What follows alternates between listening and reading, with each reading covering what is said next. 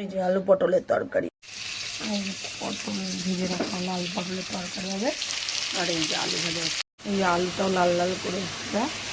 এই যে জিরে শুকনো লঙ্কা ফোড়ন দিয়ে চিংড়ি মাছ করে ভাজা হচ্ছে, মশলা দেওয়া হবে। মশলা দিয়ে কষানো হচ্ছে, আলু পটলটারে কষিয়ে চিংড়ি মাছ দিয়ে নেড়ে চেড়ে ঝোল দেওয়া হবে। এর মধ্যে পড়েছে ধনে বাটা, জিরে বাটা, লঙ্কা বাটা, আদা বাটা। ধনে বাটা দিলে একটা আলাদা স্বাদ।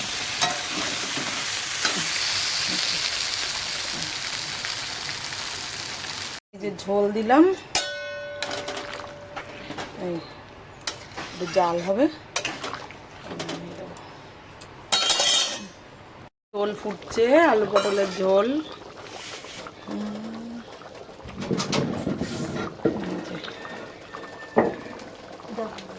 এই যে গরম মশলা বাটা দিয়ে এই যে আলু পটল চিংড়ি কেমন হয়েছে, এই যে